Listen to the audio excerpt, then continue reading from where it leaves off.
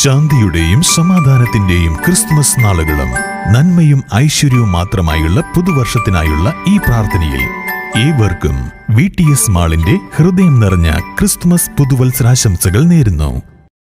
സ്വാമിയെ ശരണമയ്യപ്പ.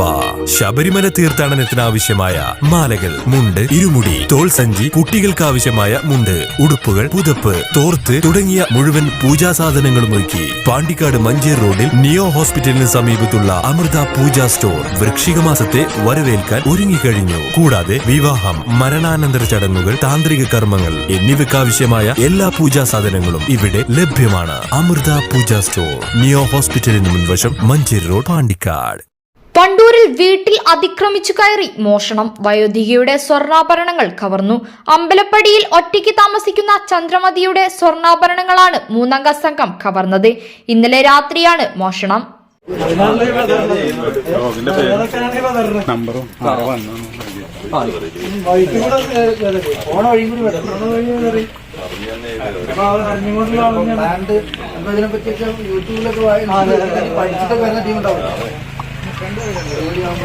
മുഖംമൂടി ധരിച്ചെത്തിയ മൂന്നംഗ സംഘം വീടിനുള്ളിൽ അതിക്രമിച്ചു കയറി മുളകുപൊടി വിതറുകയായിരുന്നു. തുടർന്ന് കയ്യിൽ ധരിച്ചിരുന്ന ഏകദേശം 2 പവനോളം തൂക്കമുള്ള സ്വർണവള മൽപ്പിടുത്തത്തിനിടെ കത്രിക ഉപയോഗിച്ച് മുറിച്ചെടുക്കുകയായിരുന്നു.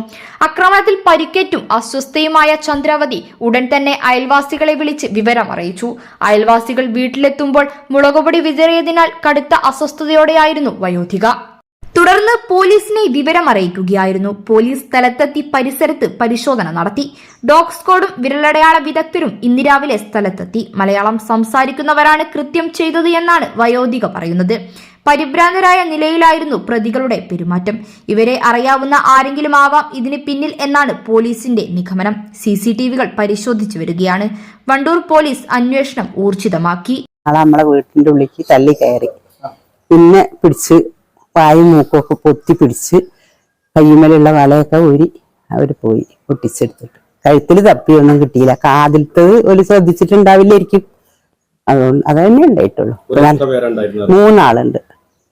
ഒരു കുട്ടി ഇട്ടത് പാന്റും ടീഷർട്ടും.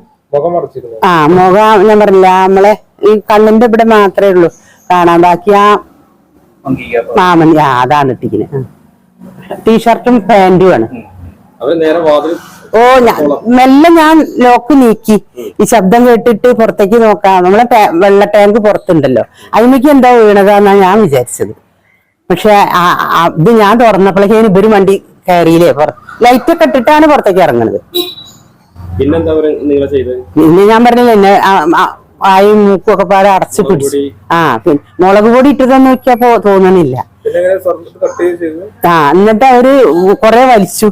അപ്പൊ ഒപ്പമുള്ള ഒരാള് പറയുന്ന, ഈ പിടിച്ച ആളില്ലേ, അയാൾ പറയുന്നുണ്ട് വേഗം വേഗം എന്ന് പറയുന്നുണ്ട്. News bureau, Pandikkad.